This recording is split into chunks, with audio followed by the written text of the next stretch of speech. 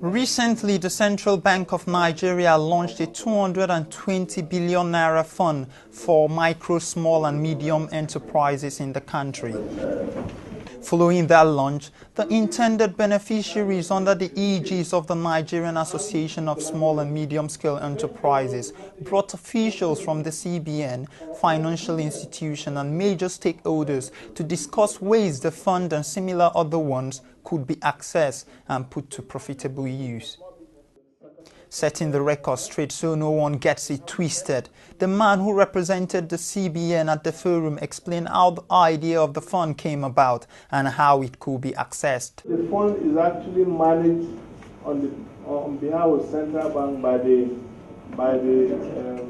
Bank of Industry. So CBN does not engage in actual disbursement of this fund.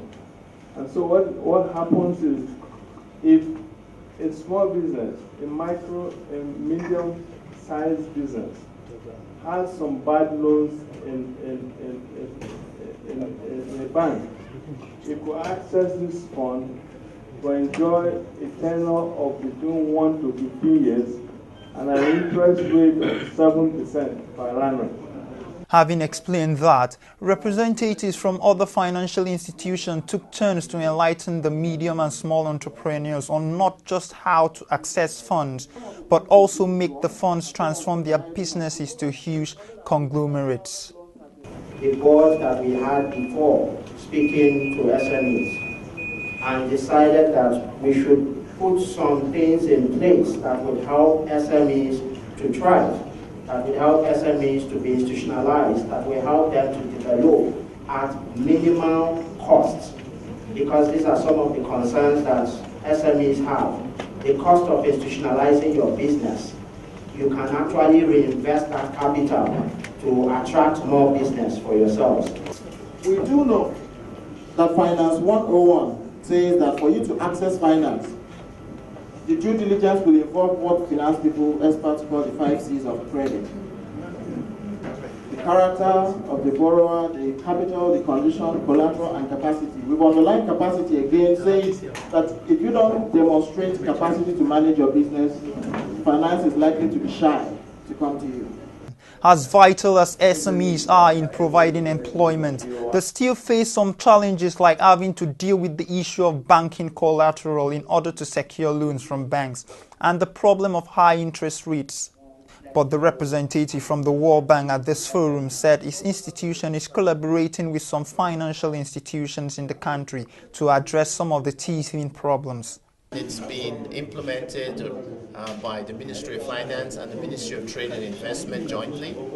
The Ministry of Trade and Investment is in the lead role, and it is aimed at increasing the capacity of enterprises in specific clusters that are growth promising, high growth, that hopefully will generate employment.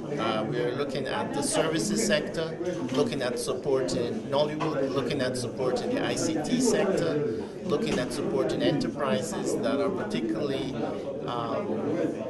prone to employing young employees or are being founded by young entrepreneurs.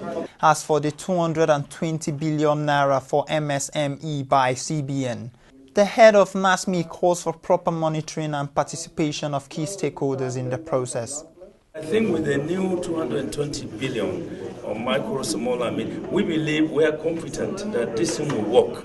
It will work because some of the fund will go through the microfinance banks, provided those microfinance banks are, and the CBN as much as possible should try to ensure that the BMOs, business membership organizations like NASME, NASI, MAN and so on, are part of the monitoring board, so that they will be able to make sure that this microfinance bank will definitely deliver this as they promise to do so.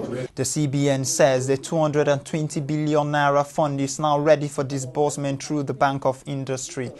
How fast the intended beneficiaries access the fund is now what remains to be seen. Edim Akak, TV 360, Lagos.